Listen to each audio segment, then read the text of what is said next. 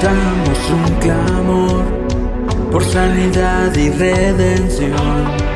Muéstranos lo que tú ves, los secretos de tu corazón.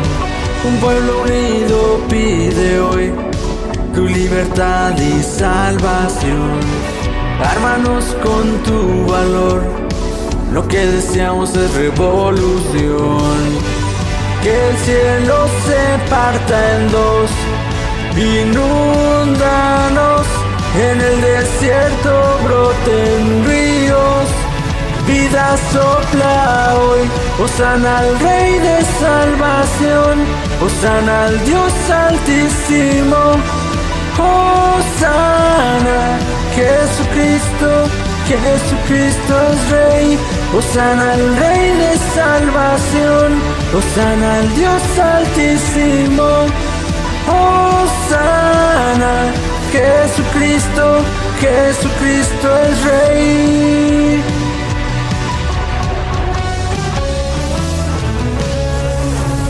Levantamos un clamor por sanidad y redención. Muéstranos lo que tú ves, los secretos de tu corazón. Un pueblo unido pide hoy tu libertad y salvación. Ármanos con tu valor, lo que deseamos es revolución. Que el cielo se parta en dos, inúndanos, en el desierto broten ríos. Vida sopla hoy, hosana al Rey de salvación, hosana al Dios altísimo, hosana, Jesucristo, Jesucristo es Rey, hosana al Rey de salvación, hosana al Dios altísimo, hosana, Jesucristo, Jesucristo es Rey.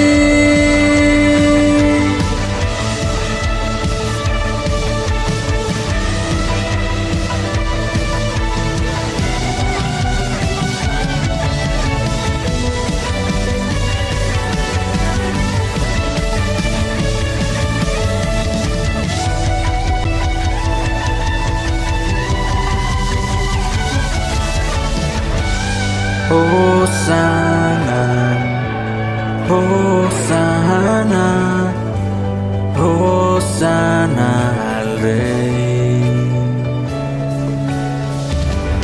Hosana, hosana, hosana al Rey. Hosana, hosana, hosana al Rey.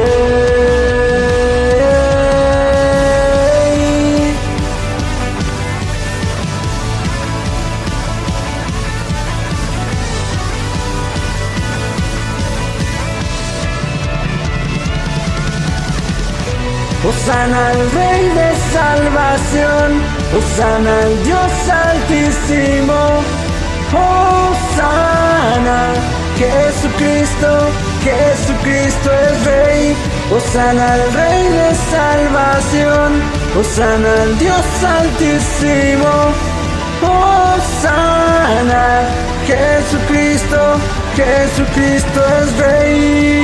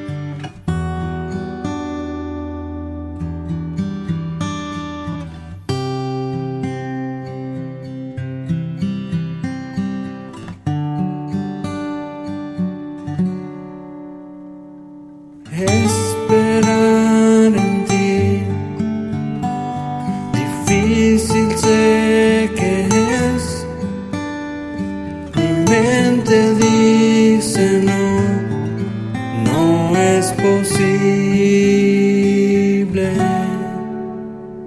pero mi corazón confiado está en ti. Tú siempre has sido fiel, me has sostenido y esperaré pacientemente, aunque la duda me atormente. Yo no confío con la mente, lo hago con el corazón y esperaré en la tormenta, aunque tardare tu respuesta. Yo confiaré en tu providencia, tú siempre tienes el control.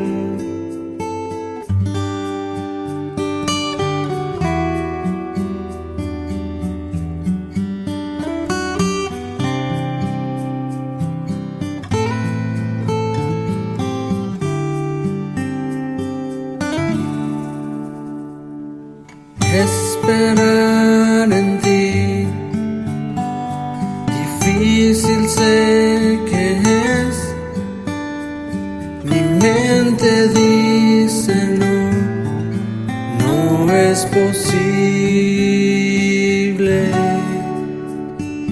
pero mi corazón confiado está en ti. Tú siempre has sido fiel, me has sostenido y esperaré pacientemente, aunque la duda me atormente. Yo no confío con la mente, lo hago con el corazón y esperaré en la tormenta, aunque tardare tu respuesta. Yo confiaré en tu providencia, tú siempre tienes el control.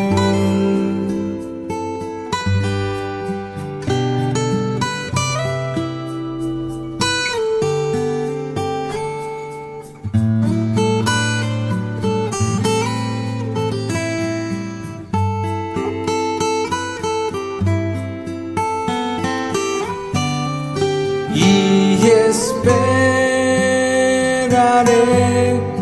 pacientemente, aunque la duda me atormente.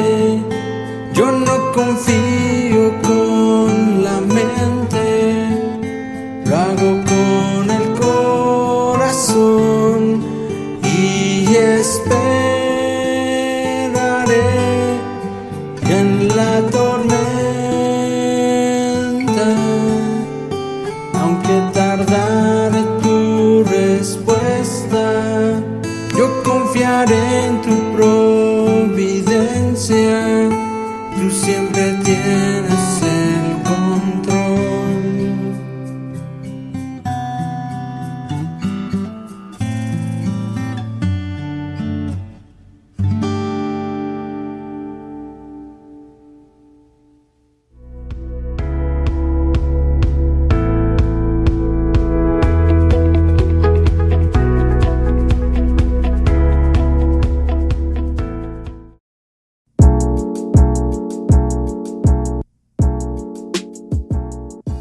Hola a todos, bienvenidos a nuestra reunión. Soy el pastor Luis Gerardo Sánchez y me da gusto tenerte nuevamente con nosotros. Hoy hablaremos acerca del ejemplo que Cristo nos dejó, de cómo poder vivir una vida productiva, diferente, especial, abundante, plena y sobre todo por encima de cualquier circunstancia.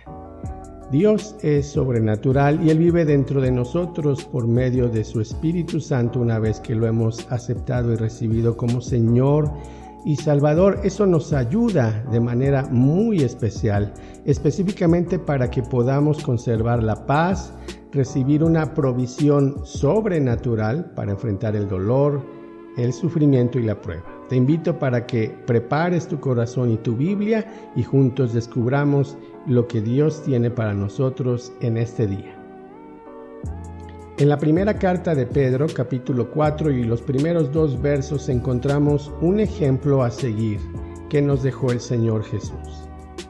El apóstol dice: puesto que Cristo ha padecido por nosotros en la carne, nosotros también debemos armarnos del mismo pensamiento, pues quien ha padecido en la carne terminó con el pecado para no vivir el tiempo que resta en la carne, conforme a las concupiscencias de los hombres, sino conforme a la voluntad de Dios. En otras palabras, el apóstol Pedro les está diciendo a sus oyentes: deben estar dispuestos y preparados para sufrir como Cristo sufrió.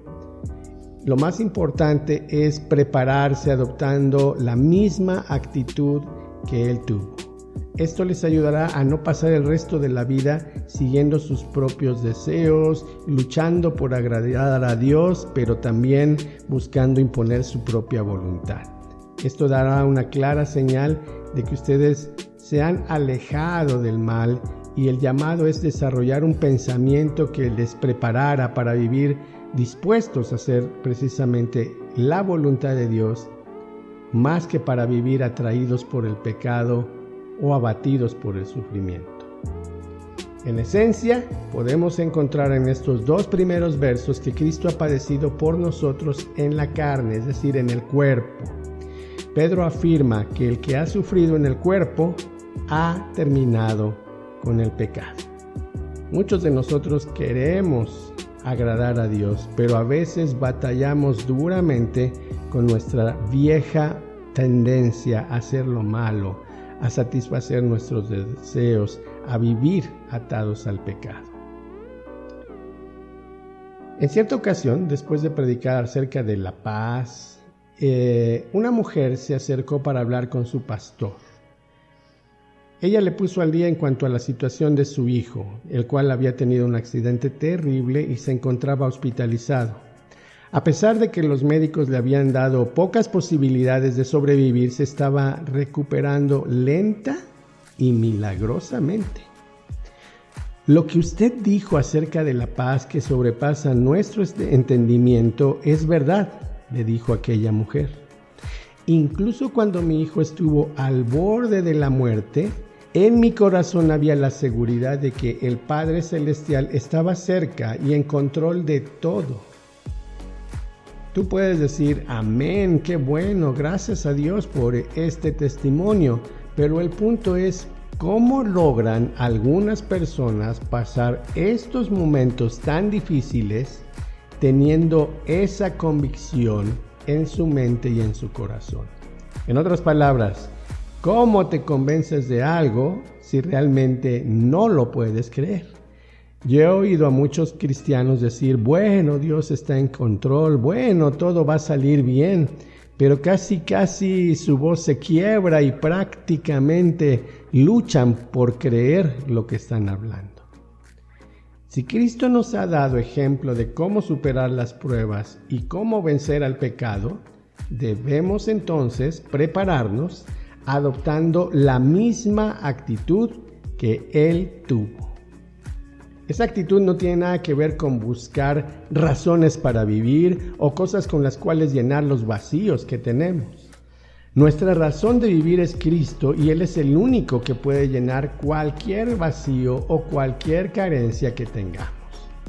Pablo lo sabía muy bien y por eso en su carta a los Gálatas, capítulo 2 y verso 20 escribe: con Cristo estoy juntamente crucificado y ya no vivo yo, mas vive Cristo en mí, y lo que ahora vivo en la carne, lo vivo en la fe del Hijo de Dios, el cual me amó y se entregó a sí mismo por mí. En palabras más coloquiales está diciendo, como Cristo, yo también ya he muerto en esa cruz. Mi antiguo yo ahora está muerto. Vivo de una manera diferente gracias a la confianza que tengo en el Hijo de Dios. Estas palabras de Pablo no son una terapia. No es algo que debemos repetir para ver si nos sentimos mejor después de mencionarlas. No son un mantra, o sea, una repetición que nos sugestiona. Más bien son el resultado de una mente que ya ha sido transformada y preparada para enfrentar la prueba y la adversidad por medio de la palabra de Dios. Esta mente, esta forma de pensar, tiene la misma disposición que tuvo Cristo. Es decir, aprendemos a pensar como Él lo hizo. Esto es lo que la Biblia le llama también una mente madura, cuya forma de pensar está transformada, está renovada y deja de ser dirigida por los sentidos, las emociones, los impulsos, los arrebatos, y más bien es guiada por el Espíritu de Dios y, como ya lo dijimos, por su palabra. La nueva mentalidad que Dios quiere que cada uno de nosotros tengamos por medio del poder de su Espíritu y sus palabras requiere que nos acerquemos también a quienes tienen mayor necesidad que nosotros. Podemos, aunque a veces así no lo veamos, servir a otros y alcanzarlos para Cristo. Eso nos va a permitir estar más conscientes de la realidad que nos rodea y también nos dejará menos tiempo para deprimirnos o abatirnos.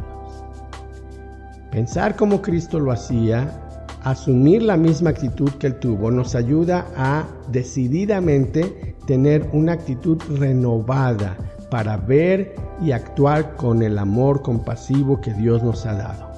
Este amor no evade, no ignora, no escapa, no se indigna ni se frustra, más bien nos acompaña siempre y nunca es indiferente ante la necesidad de otros. Si realmente hemos nacido de nuevo y si somos una nueva criatura en Cristo, ya no está en nuestra naturaleza el vivir todos los días atemorizados, con ansiedad, con ataques de pánico, mucho menos pecando de continuo. Si realmente eso es lo que has experimentado, podemos, de acuerdo a la palabra de Dios, seguir el ejemplo de Cristo en base a estas instrucciones precisas que vamos a revisar ahora en los versículos 7 al 11 del capítulo 4 de la primera carta de Pedro. El apóstol quiere que su audiencia no solamente sepa que debe seguir el ejemplo de Cristo, sino que ahora entienda cómo lo podrá lograr. En primer punto, dice el verso 7, sean sobrios y estén velando en oración. Tengan entre ustedes un ferviente amor, porque el amor cubrirá multitud de pecados. Hospédense los unos a los otros sin murmuraciones. Cada uno según el don que ha recibido, ministrelo a otros como buenos administradores de la multiforme gracia de Dios. Y si alguno habla, hable conforme a las palabras de Dios.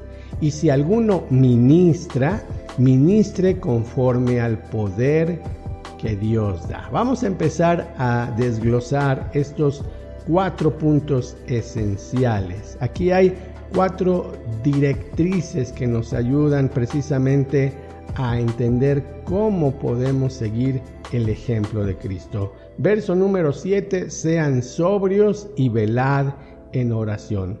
En otras palabras, estén listos, preparados, atentos. Lo contrario a sobriedad es la ebriedad. Carecer de sentido, estar aletargado, distraído, enfocado en otra cosa. La palabra de Dios nos llama para que nosotros tengamos una forma responsable y cuidadosa de desarrollar nuestra vida de oración. Debemos ser disciplinados en nuestra manera de orar. No solamente me refiero a orar por los alimentos, no me refiero solamente a orar de vez en cuando por alguna petición que tengamos que hacerle a Dios, sino más bien desarrollar una vida responsable y disciplinada de mantener el contacto con Dios. Si hemos de seguir a Cristo con total dedicación y una anhelante sumisión a Él, es importante que tomemos acción de una manera diferente a lo que hemos hecho hasta el día de hoy. Debemos seguir sus huellas, sus pisadas, su ejemplo. El Señor Jesús nunca oraba en el momento de las dificultades. Él oraba en todo tiempo y es así como Él podía enfrentar las dificultades. Nosotros lo llevamos a cabo muchas veces exactamente al revés.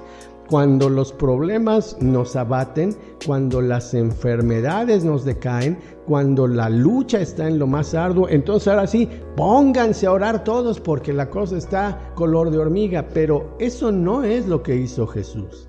Jesús siempre tenía y mantenía un tiempo de oración, de comunión con su Padre, de plática, precisamente para expresar su sentir y recibir la dirección y fortaleza que Él necesitaba. Nunca estuvo solo, siempre estuvo acompañado de su Padre. Pero también Él invitó a un grupo de personas para que en armonía y comunión con Él pudieran extender ese mensaje y practicar la fortaleza también de la oración. Entonces debemos estar atentos, participativos, sobrios, velando en oración, para que de esta forma nosotros entendamos que la persona que ora responsablemente es aquella que no se pone en primer lugar y a sus necesidades todo el tiempo. La oración casi siempre es entendida como un punto de pedirle a Dios cosas. Y prácticamente si no hay nada que pedir, pues no hay mucho que orar. Ese es un error garrafal. Debemos entenderlo más bien en su correcto punto y específico énfasis como lo hace la palabra de Dios.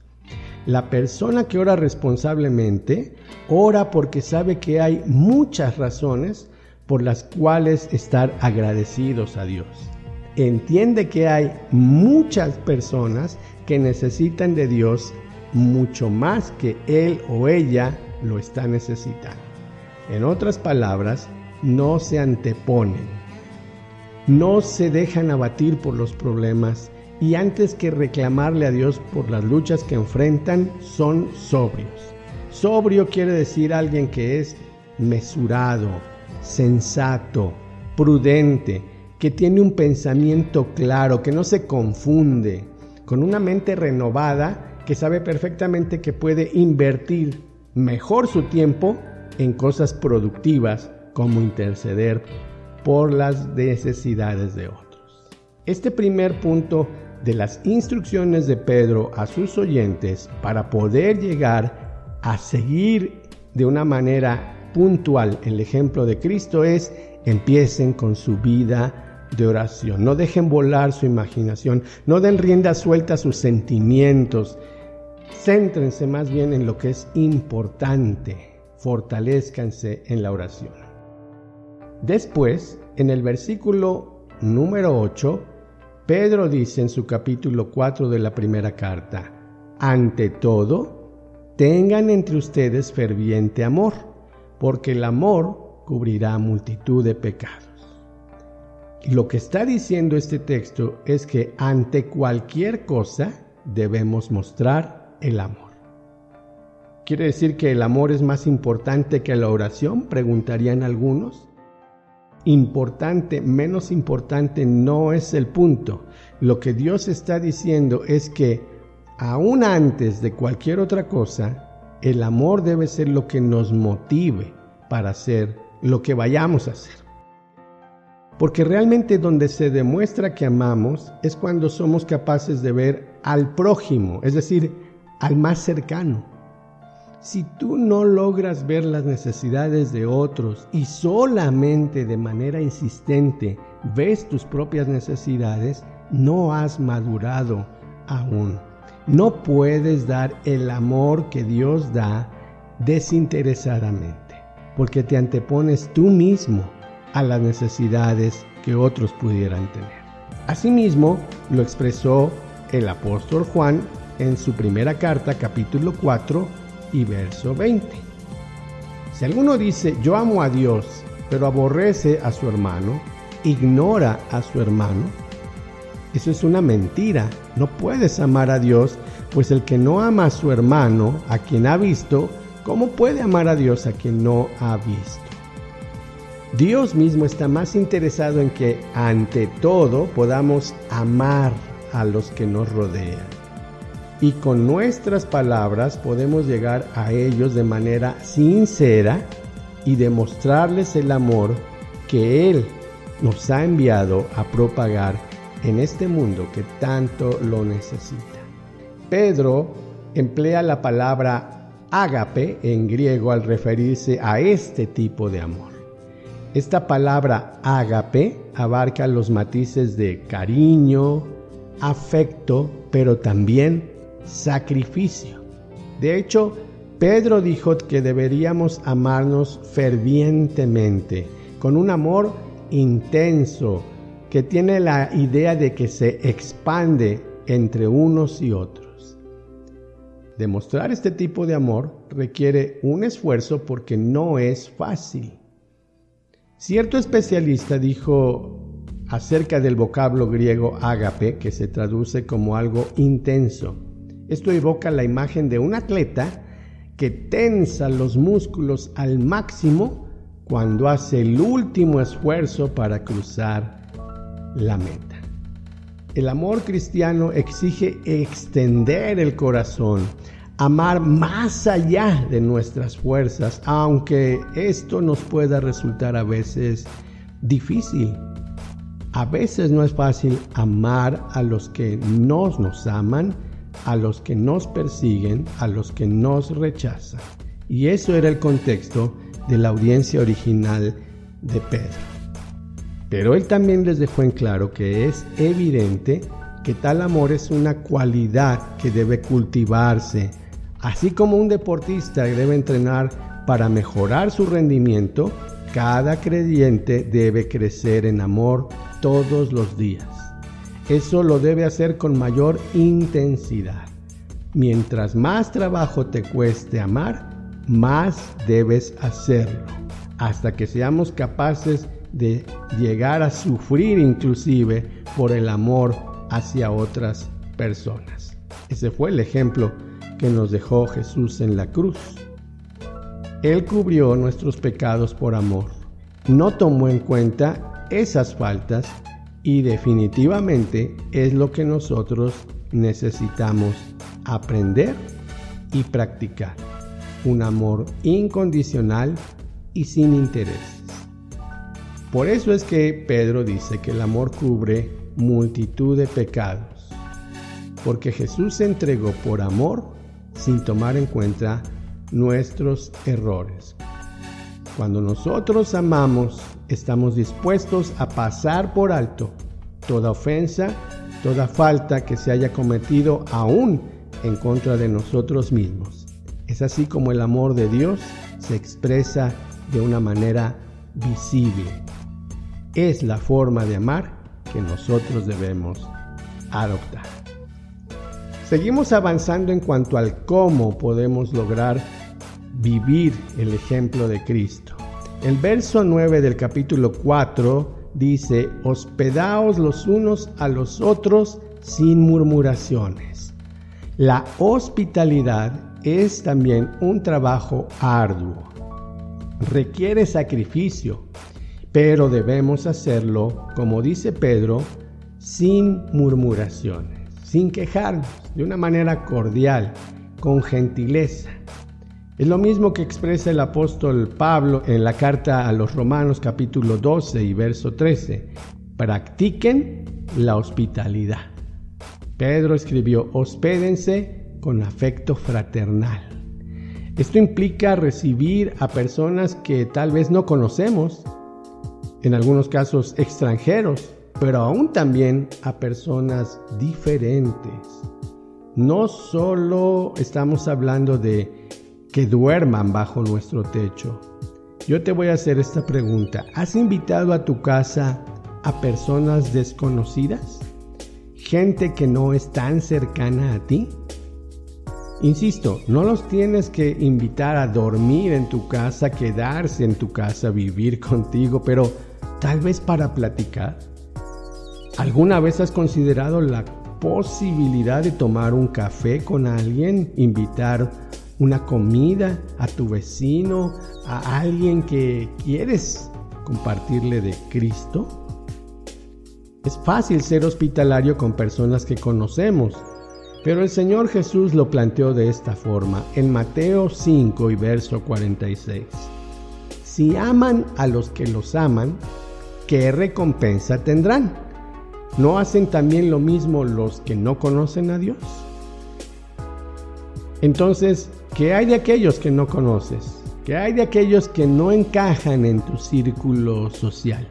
¿Estarías dispuesto o dispuesta a recibirlos en tu casa? Yo sé que siempre podemos encontrar excusas. Tal vez estamos demasiado ocupados, tal vez nos cuesta trabajo socializar o involucrarnos con gente que no conocemos. Inclusive algunos dicen: yo me siento incómodo con los desconocidos. Quisiera animarte a que lo veas desde esta perspectiva. Dios dice que tú y yo somos sus representantes. Embajadores es una de las palabras que la Biblia menciona para los creyentes. Eso significa que si vamos a representar correctamente a Dios, debemos en algún momento sacrificar nuestra agenda personal. ¿Qué quiere decir eso? Estar dispuestos a dar un tiempo, aunque a veces no nos sobre tanto tiempo para atender a otros. Podemos dar también dinero para apoyar la obra del Señor. Podemos aún aventurarnos con gente que ni conocemos, o a lo mejor con la que no nos gustaría tanto a veces relacionarnos. Si vamos a ser dignos representantes de Dios, debemos ver a otros con los ojos que los ve nuestro Salvador. Finalmente, en el versículo 10 del capítulo 4, la primera carta de Pedro dice: cada uno, según el don que ha recibido, ministrelo a los otros, como buenos administradores de la multiforme gracia de Dios. Si alguno habla, hable conforme a las palabras de Dios. Y si alguno ministra, ministre conforme al poder que Dios da. Es lo mismo como lo escribió Pablo a los Efesios en su capítulo 4, versos 7-8. A cada uno de nosotros nos ha sido dada la gracia conforme a la medida del don de Cristo, por lo cual, dice, subiendo a lo alto, llevó cautiva la cautividad y dio dones a los hombres. Vivir el ejemplo que Cristo nos dio implica también que nosotros hemos sido capacitados para dar y no solo recibir. Todos hemos recibido dones, pero es hora de que comencemos a usarlos. Todos hemos recibido capacidades, pero necesitamos también ponerlas al servicio de Dios y de nuestro prójimo. ¿Quieres saber qué don te ha entregado Dios? Entonces tienes que buscarlo, y de la forma más clara que lograrás encontrarlo es a través de la práctica. Dios quiere revelarnos su propósito, desea que nuestros dones puedan ser manifestados, porque es así como podremos edificar y fortalecer su iglesia. Ahora, ojo, no estoy hablando de autoasignarte un don. Yo he escuchado a personas que de repente dicen: yo soy profeta, yo tengo el don del canto, yo soy apóstol, yo siento que Dios me llamó a servir en esto. El punto es que, como fieles creyentes, tenemos que pedir la dirección de Dios para que Él nos revele cómo podemos ayudar a edificar su iglesia, cómo podemos servir a otros aunque nos cueste trabajo hacerlo. Es muy importante que veamos siempre más allá de nosotros mismos. Es lo mismo que Pablo le decía a los Corintios en su primera carta, capítulo 12 y versos del 7 al 10. A cada uno Dios les ha dado la manifestación de su espíritu para provecho, porque a este le ha dado el espíritu palabra de sabiduría, a otro palabra de ciencia según el mismo espíritu, a otro fe por el espíritu, a otros dones de sanidades por el espíritu. Dios nos ha dado capacidad de poder servir a otros. Hay que pensar en cosas productivas, ideas que aporten algo que reditúen un beneficio personal y colectivo, algo que traiga gloria y honra al nombre de Dios. Es el tiempo de tomar acción en nuestra vida, asegurarnos de que nuestros dones, talentos, habilidades se posicionan para marcar la diferencia entre lo que recibimos y lo que le damos a Dios y al prójimo. Cuando más desesperado te sientas, cuando más angustiado te enfoques en tus problemas, piensa que el ejemplo que Cristo nos dejó no es ese. Al contrario, podemos ayudar a otros, podemos intercambiar con otros ayuda, solidaridad, fe, poner nuestros talentos a su servicio, cooperar de una manera recíproca, dinámica y solidaria. Eso es lo que la Biblia nos llama a hacer. No podemos basar nuestra vida en buscar solamente la satisfacción de nuestras necesidades personales. Si somos llamados a hacer bendición a otros, bien haremos en mantener una visión de la vida más enfocada en lo que otros necesitan, antes que en lo que nosotros requerimos. Esto es lo que se llama madurez. Debemos ubicar entonces que fuimos creados para reflejar la gloria de Dios, y seguramente lo vamos a hacer mientras más comunión tengamos con Dios.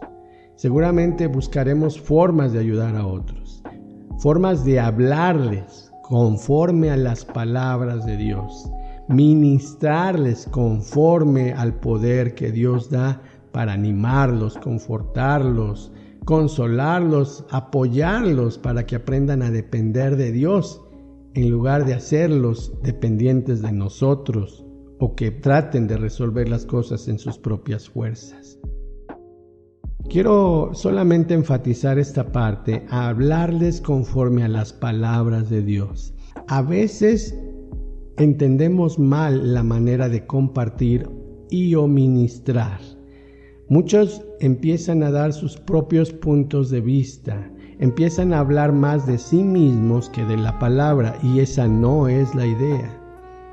Conforme a las palabras de Dios es que tú debes de conocer bien la palabra de Dios para poder trazarla con claridad y compartirla de una manera contundente hacia las necesidades de otras personas. Así es como el poder que Dios nos da va a fluir de una manera natural. Recuerda que Dios nos ha equipado con todo lo necesario para poder motivar a otros.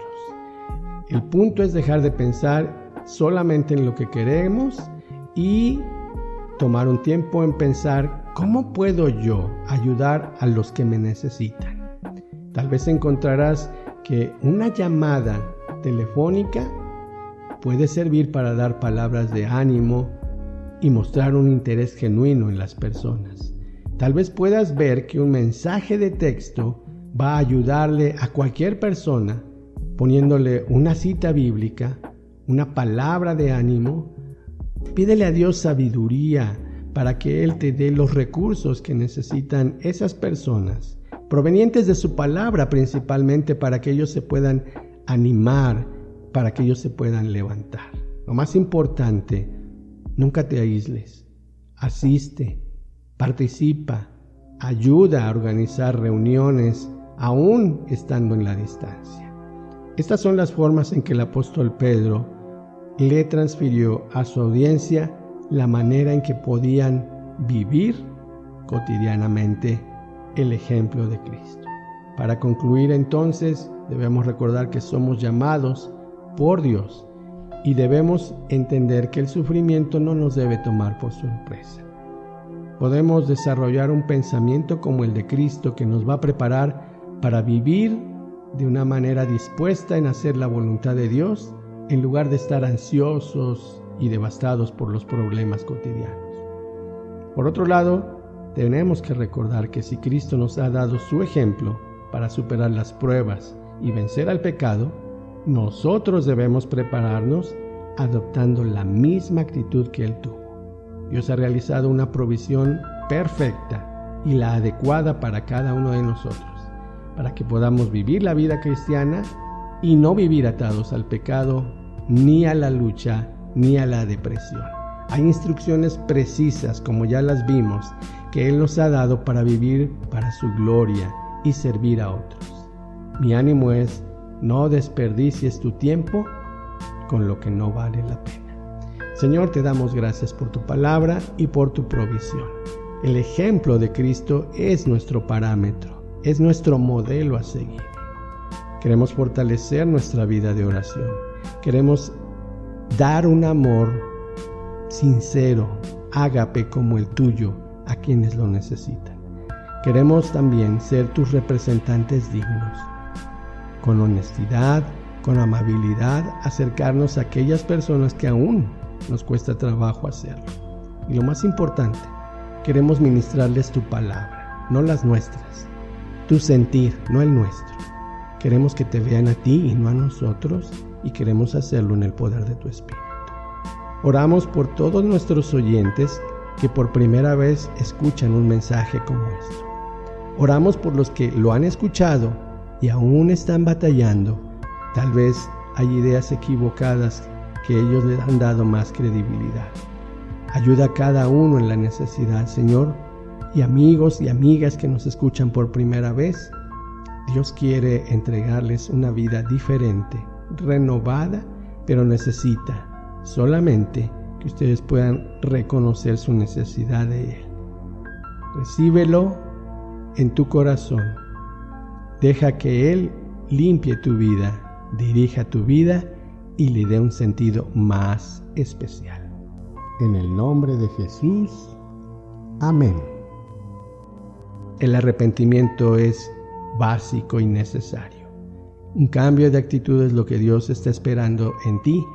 No vayas a tu cama el día de hoy, en esta noche, sin haber tenido una conversación con tu Creador. Te esperamos en nuestra próxima reunión. Hasta pronto.